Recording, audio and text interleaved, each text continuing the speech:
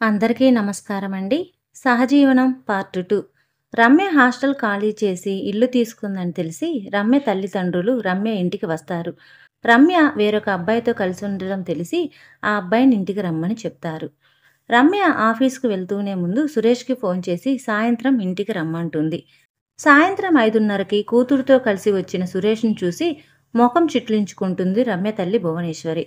రమాకాంత్ పొడి పొడిగా మాట్లాడాడు. సురేష్ కూడా ముళ్ళ మీద కూర్చున్నట్లుగా ఇబ్బందిగా ఓ అరగంట కూర్చుని వెళ్ళిపోయాడు. రమ్యతో కూడా ఓ పరిచయస్తురాలితో మాట్లాడినట్టు 1, 2 మాటలు మాట్లాడి వెళ్ళిపోయాడు. రమ్యకి చిత్రంగా అనిపించింది అతని ప్రవర్తన. ఇంట్లో మనిషిలా కాక పరాయివాడిలా అతను ప్రవర్తించింది ఎందుకో అర్థం కాలేదు. బహుశా అమ్మానాన్నను చూసి మొహమాటి పడి ఉంటాడు అనుకుంది రమ్య. మీ ఇద్దరి మధ్య ఎంతో అన్యోన్యత ఉందన్నావు, ఇంతేనా? కొంచెం హేళనగా అడిగాడు రమాకాంత్. నాకీ జీవితం నచ్చిందంటే అర్థం చేసుకోరేం? కోపంగా అంది రమ్య. రమాకాంత్ నిట్టూర్చి స్థిరంగా అన్నాడు. సరే, నీకు నచ్చింది కాబట్టి నువ్విలాగే బతుకు. ఈ మధ్యలో ఎప్పుడే సమస్య వచ్చినా నన్ను సంప్రదించవద్దు. నా సలహా అడగవద్దు. నీ జీవితానికి సంబంధించిన మంచి చెడులన్నిటికీ నువ్వే బాధ్యురాలివి అని అనటంతో, సరే నాన్న, నాకే సమస్య రాదు అని గట్టిగా చెప్పింది రమ్య.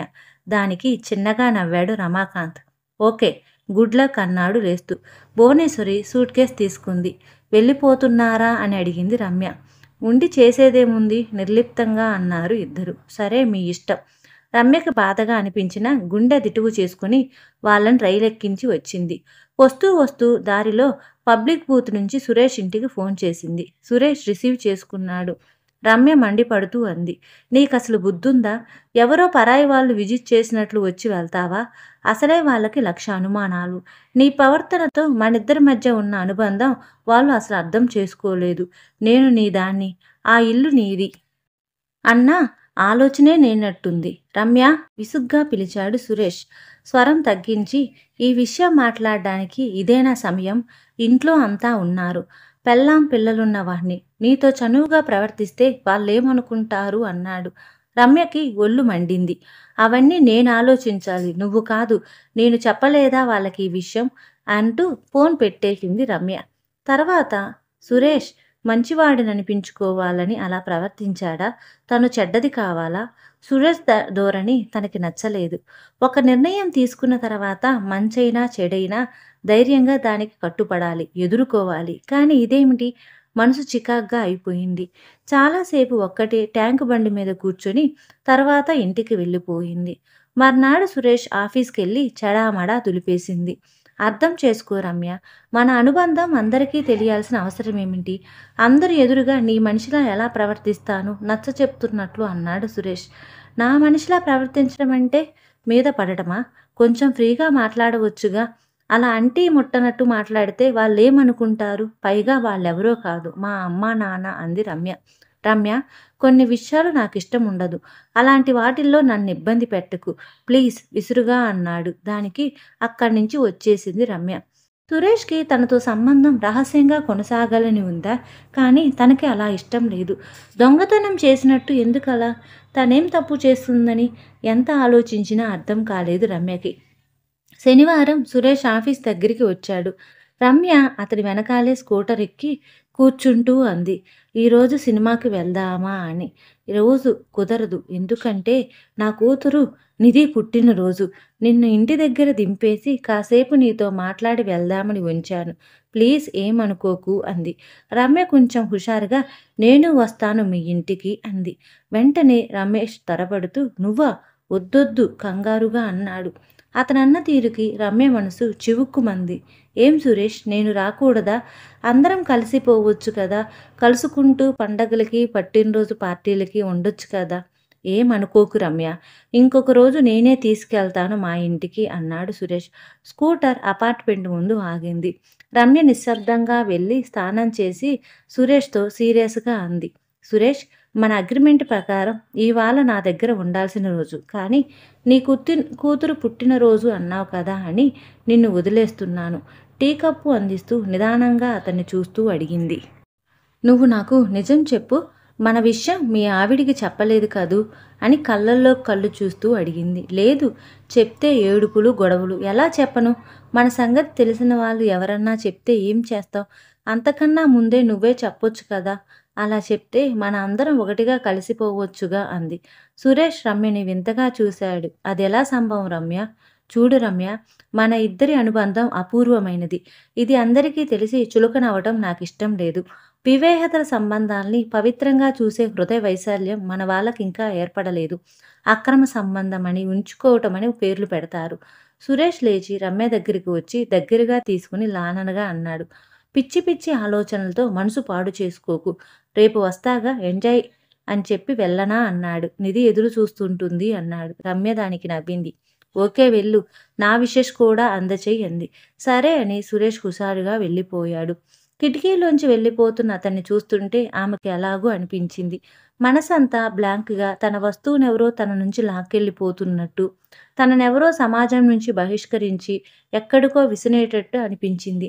ఓసారి గాఢంగా నిట్టూర్చి టీవీ ఆన్ చేసింది. రమ్యకి జీవితం హాయిగా గడుస్తుంది.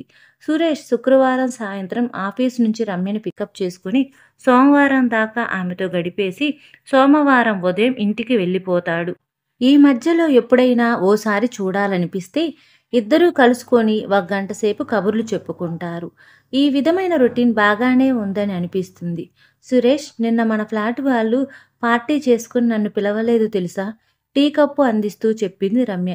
పోనీలే రమ్య, నష్టమేముంది? నష్టమేం లేదనుకోగాని అందరూ అలా సరదాగా ఉంటే నాకు వాళ్ళ ఆనందంలో భాగం పంచుకోవాలనిపించింది. సెకండ్ ఫ్లోర్లో ఉంటున్న చరిత చెప్పింది. నేను నిన్ను ఉంచుకున్నానట, అందుకే నన్నెవరూ పిలవలేదట. చిన్నపిల్లలతో కూడా అదే చెప్తున్నారట, నేను మంచిదాన్ని కానని. అవన్నీ వినకు, వదిలేయ్ అన్నాడు సురేష్. వదిలేస్తాను కానీ అప్పుడప్పుడు బాధనిపిస్తుంది. అసలు ఉంచుకోవటమేంటి? మా అమ్మ కూడా అలాగే అంది. నాకసలు ఆ పదం వింటేనే కంపరంగా అనిపిస్తుంది అంది రమ్య. సురేష్ టీ తాగటం ముగించి కప్పు కింద పెట్టి రమ్య చెయ్యి తన చేతిలోకి తీసుకుని, ఇవన్నీ మామూలే రమ్య.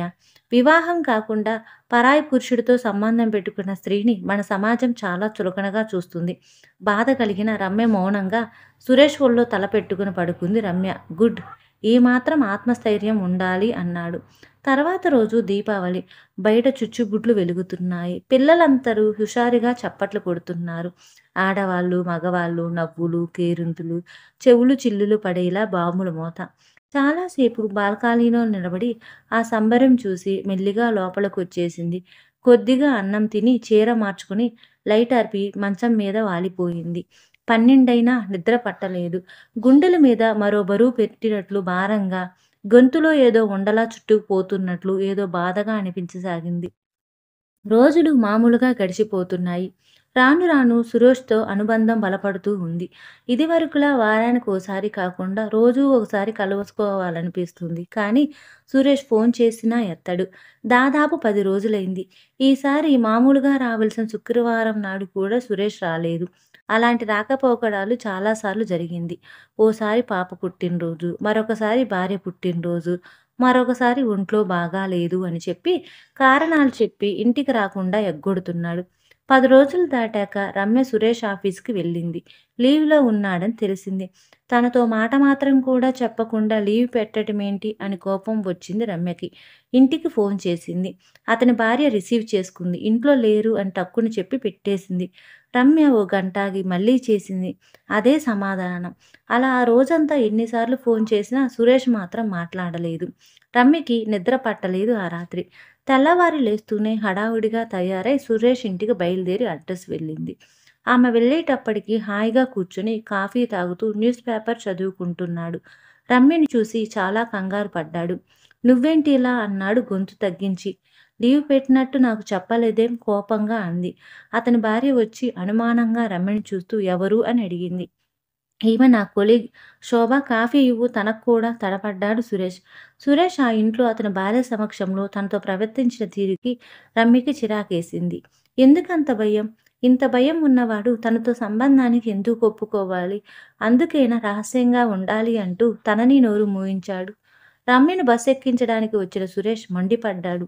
ఏ కొంపలంటుకు పోయాయని ఇంటికొచ్చావు? రమ్య నిర్ఘంతపోయింది అతని ధోరణికి. అదేమిటి సురేష్, 10 రోజులైంది నువ్వు కలిసి. కనీసం ఫోన్ చేయలేదు. పైగా లీవ్ పెట్టి ఇంట్లో ఉన్నావు. నాకేం తెలుసు నీకు ఒంట్లో బాగాలేదేమో అని కంగారు పడ్డానే. ఏం మీ ఇంటికి రాకూడదా అని అడిగింది రమ్య. చూడు రమ్య, నీకిదివరకే చెప్పాను. మాంసం తింటున్నాం కదా అని ఎముకలు మెల్లో వేసుకుని తిరగలేం. నాకేవో పనులున్నాయి. లీవ్ పెట్టాను. అందుకు నీకు సంజాయిషీ ఇవ్వాలా? నువ్వు ఫోన్ చేస్తున్నావనే రోజూ గొడవ. ఇంకా ఇలా ఇంటికొచ్చేస్తే నాకు న్యూసెన్స్ అవ్వదా? రమ్య మండిపడుతూ అంది. నేను నీకు చెప్పాను సురేష్. నా జీవితంలో రహస్యం ఉండటం నాకిష్టం లేదని. నాకు నచ్చిన జీవితాన్ని బహిరంగానే అనుసరిస్తానని. నువ్వు తెగించావు. నీకసలు భయం లేదు. నాకొక గౌరవం ఉంది. అది పాడు చెయ్యొద్దు రమ్య.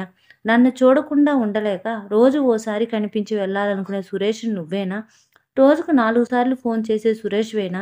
ఎంత మారిపోయావ్ అంది రమ్య. జీవితాంతం తోడుగా నడుస్తాననుకున్నావు. ఇలా మధ్యలో వదిలేస్తావా? ఈ ప్రపంచాన్ని ఎదిరించి కలిసి బతకాలనుకున్నాం. నీ భార్యనే కన్విన్స్ చేయలేవా? అంటూ రమ్య అడిగింది. అంతలో ఆటో రావటంతో రమ్య నిశ్శబ్దంగా ఆటో ఎక్కింది. మర్నాడు ఇంటికి సురేష్ వచ్చాడు. రాగానే రమ్య, ప్రతి శుక్రవారం ఎక్కడికి వెళ్తున్నావని తను రోజూ గొడవ. నేను వారం వారం ఇక్కడికి రావటం కష్టమవుతుంది. నాకు వీలైనప్పుడు వస్తుంటాను. ఇంట్లో మనశ్శాంతి ఉండటం లేదు. చూస్తూ చూస్తూ గొడవలు పెట్టుకోవటం నాకిష్టం లేదు. ఈ విషయం ఆలోచించేగా సురేష్ ఆవిడతో మన విషయం చెప్పమన్నాను. కానీ నువ్వే రహస్యం అంటూ దాటేశావు. ఇలాగైతే మన బంధం చిరకాలం నిలిచి ఉంటుందా అని అడిగింది రమ్య. దానికి సురేష్ మాట్లాడలేదు. రమ్య మళ్ళీ అంది. సురేష్, ఇప్పటికైనా మించిపోయింది లేదు. నన్ను నువ్వు ప్రేమిస్తున్నావని ఇంట్లో చెప్పు అంది రమ్య. మతిపోయిందా? భార్యకెవరైనా అలా చెప్తారా? అయితే చెప్పకుండా మోసం చెయ్యొచ్చా అంది. మోసం ఎలా అవుతుంది? తనకి నేనేం అన్యాయం చెయ్యట్లేదు కదా అన్నాడు సురేష్. అదే ప్రశ్న నీ భార్యని అడగొచ్చుగా అంది రమ్య. ప్లీజ్ రమ్య, నన్ను విసిగించకు. నా వల్ల కాని పనులు చేయమని నన్ను వేధించవద్దు. నేనేం నిన్ను శాశ్వతంగా వదిలేస్తున్నానా? అర్థం చేసుకుని కోఆపరేట్ చెయ్యొచ్చుగా విసుగ్గా అక్కడి నుంచి లేచిపోతూ అడిగాడు సురేష్. రమ్యకి కోపం వచ్చింది. నేనే కోఆపరేట్ చెయ్యాలా? ఆ మాట అక్కడ అడగలేవా అని అడిగింది. ఎలా అడుగుతాను? తను నా భార్య అన్నాడు. ఆ మాటకి రమ్య గుండె ముక్కలైపోయింది. నేను వెళ్తున్నాను అని చెప్పి రమ్యని ఆలోచన సుడిగుండంలో వదిలేసి అక్కడి నుండి వెళ్ళిపోయాడు. రమ్య విగ్రహంలా చాలాసేపు అలాగే కూర్చొని ఉంది. 4 రోజుల దాకా రమ్య సురేష్‌కి ఫోన్ చేయలేదు. అతను 2, 3 సార్లు ఫోన్ చేసినా ఫోన్ లిఫ్ట్ చేయలేదు. ఐదో రోజు సురేష్ రమ్య ఆఫీస్ దగ్గరికి వచ్చాడు. ఆఫీస్‌లో అందరి కళ్ళు సురేష్‌నే చూస్తూ ఉండడంతో రమ్య వెంటనే బయలుదేరి బయటికి వచ్చింది. రమ్య వెనకాలే కూర్చోగానే స్కూటర్ స్టార్ట్ చేసి అబిడ్స్ వైపు పోనిచ్చాడు సురేష్. ఇటెక్కడికి అని అడిగింది. సురేష్ చాలా ఉత్సాహంగా ఉన్నాడు. చీర కొనడానికి అన్నాడు. ఎవరికి అని అంది రమ్య. నీకే, మర్చిపోయావా? 6వ తారీఖున నీ పుట్టినరోజు అని అడిగాడు. నిజంగానే రమ్య మర్చిపోయింది. ఈ మధ్య తనకి ఏమీ గుర్తుండటం లేదు. నీకు నా పుట్టినరోజు అంత బాగా గుర్తుందా అని అడిగింది. రమ్య, నీ మీద నాకు ప్రేమ లేదా ఏంటి? ఎందుకు గుర్తుండదు? పరిస్థితుల వల్ల చిన్న చిన్న గొడవలు, కొన్ని కొన్ని ఇబ్బందులు వస్తాయి. అంత మాత్రాన నాకు నీ మీద ప్రేమ లేదనుకుంటే ఎలా? మృదువుగా అన్నాడు. రమ్య మీద సురేష్ మాటలు మత్తుమందు చల్లినట్టు పనిచేయసాగాయి. మళ్ళీ ప్రేమలో మునిగిపోయింది. పాపం, తను 2 చోట్ల నలిగిపోతున్నాడు. నేనే అర్థం చేసుకోవాలి. చదువు, సంస్కారం ఉన్న నేను కూడా అతనితో దెబ్బలాడితే ఎలా? అనుకుంటూ తనతో ప్రేమలో మునిగిపోయింది. స్కూటర్ చందన బ్రదర్స్ ముందు ఆగింది. పార్కు చేసి వచ్చిన సురేష్‌తో కలిసి షాపులోకి అడుగుపెడుతున్న రమ్య ఆగిపోయింది. రమ్య ముఖంలో నవ్వు ఒక్కసారిగా ఎగిరిపోయింది. అవమాన భారంతో మొహం ఎర్రబడింది. కింద పెదవిని పంటితో బిగపట్టిన రమ్య మొహంలో విషాద ఛాయలు చూసి అడిగాడు సురేష్. ఎవరు వాళ్ళు అని. రమ్య కొన్ని క్షణాలు మాట్లాడలేదు. తర్వాత అంది. ఆళ్ళిద్దరూ మా తమ్ముడు ప్రమోద్ ఒకడు, మేనత్త కొడుకు శ్రీధర్ అని. సురేష్ కూడా మౌనంగా ఉన్నాడు. కాసేపటి తర్వాత ఆమె భుజం మీద చెయ్యేసి ఇలాంటివి పట్టించుకోకూడదు. టేక్ ఈజీ అన్నాడు. రమ్య నిశ్శబ్దంగా అలాగే నిలబడిపోయింది. పద రమ్య అంటూ షాపు లోపలికి తీసుకువెళ్ళిపోయాడు. రమ్య జీవితం నాశనమైపోయింది. తన ఆలోచనల కారణంగా ఒంటరిగా మిగిలిపోతుంది అన్న విషయం కూడా తనకి తెలియటం లేదు. సురేష్ తన కుటుంబం, బంధువులతో సంతోషంగా ఉన్నాడు. రమ్య సురేష్ చెప్పే మాయ మాటల నుండి ఎప్పటికి బయటకు వస్తుందేమో. తన జీవితకాలం ఇలా అభద్రతా భావంతో ఒంటరిగా మిగిలిపోవాల్సిన పరిస్థితి రమ్యకు ఎదురు కావచ్చు. కథ సమాప్తం.